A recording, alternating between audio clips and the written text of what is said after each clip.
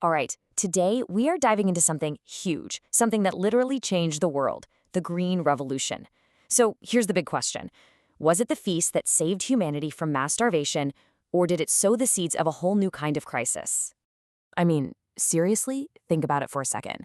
How do we feed 8 billion people, day in and day out? It's a question we kind of take for granted now, but the answer, well, for better or for worse, it lies in a story that kicked off almost 100 years ago. So here's how we're going to break it all down. First, we'll look at the crisis that started it all. Then, the amazing science that came to the rescue. We'll measure the incredible results, weigh the not-so-great consequences, and then finally, see what this all means for feeding our future. Okay, let's set the scene. It's the middle of the 20th century, and a lot of very smart people were looking at the future and seeing an absolute catastrophe on the horizon. Yeah, this wasn't just some vague worry. It was a full-blown theory called the Malthusian threat. The idea was terrifyingly simple. The world's population was skyrocketing, but our ability to grow food just wasn't keeping up. The math did not up. Widespread famine wasn't just a possibility. To many, it looked inevitable. The world needed a solution, and it needed one fast. And you know what? The solution didn't come from politics or treaties. It came from the lab and the farm field. It was a technological revolution that was about to change agriculture and our planet forever. We call this period the Green Revolution, or sometimes the Third Agricultural Revolution. It was a total game changer. The whole idea was to take science, I'm talking real hardcore research, and apply it directly to farming to make our staple crops, like wheat and rice, way, way more productive. Now, we've got to clear something up right away, because it's a super common mistake. The Green Revolution was not about GMOs or the kind of high-tech gene editing we talk about today. Nope. The core technique was good old-fashioned selective breeding, just on a massive scale. Meticulously cross-pollinating plants over and over to create these powerful new high-yield versions. That lab-based gene splicing stuff, that came much, much later.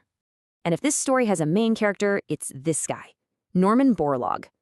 His work developing wheat that could produce huge yields and resist disease literally saved millions, maybe even 1 billion lives.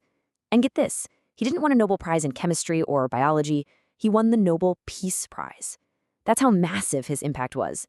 It was about preventing global conflict over food.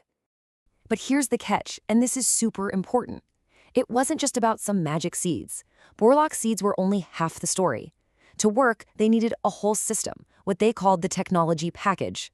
See, these new seeds were incredibly hungry and thirsty, so they needed massive amounts of synthetic fertilizer and new irrigation projects. They were also pretty vulnerable, so they needed chemical pesticides to protect them. And to handle these huge new harvests, you needed machinery like tractors. Every single piece had to work together. And when this whole package was put into action in countries that were facing starvation, wow, the results were absolutely staggering. The effect on the global food supply was immediate and just profound. Just look at this number, 2x. In places like India and Mexico, wheat and rice production didn't just go up a little bit, it doubled. In just a few years, countries that were on the brink of total famine were suddenly swimming in surplus grain. It was unbelievable. And the positive effects just rippled out from there. Mass starvation was avoided. Food became cheaper for everyone around the world for basically half a century. Whole economies in the developing world got a massive boost. And hey, here's another big one. Because every acre of farmland was so much more productive, there was less pressure to chop down forests to create new farms. By these measures, it was a home run, an incredible success. But yeah, this amazing feast came at a price. Every revolution has trade-offs, and the Green Revolutions were really severe, and we are still dealing with them today. And this is really the heart of the whole debate, isn't it?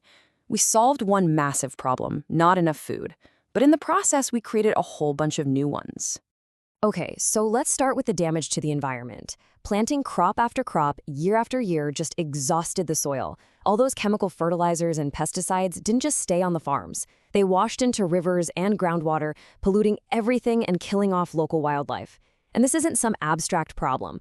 Places like Punjab, India, which was once the poster child for the Green Revolution's success, are now facing massive ecological disasters directly because of this type of farming. And the impact on people, on society, it was just as serious. That whole technology package was expensive, so wealthy farmers who could afford the tractors and chemicals got richer. and smaller, poorer farmers often got pushed off their land entirely.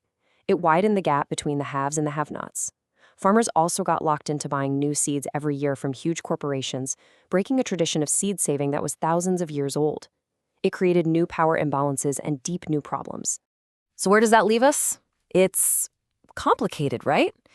The Green Revolution was both a miracle and a warning. It showed us the awesome power of science to solve our problems. But it also showed us that sometimes the solutions create even bigger problems down the road.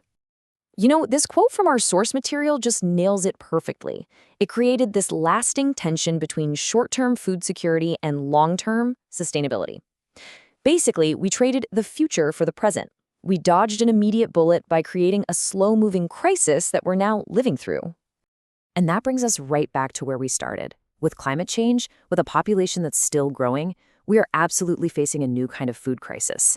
The Green Revolution gave us one set of tools, but we've seen the cost. So the big question is on us now. What will our generation's revolution look like, and what will its trade-offs be?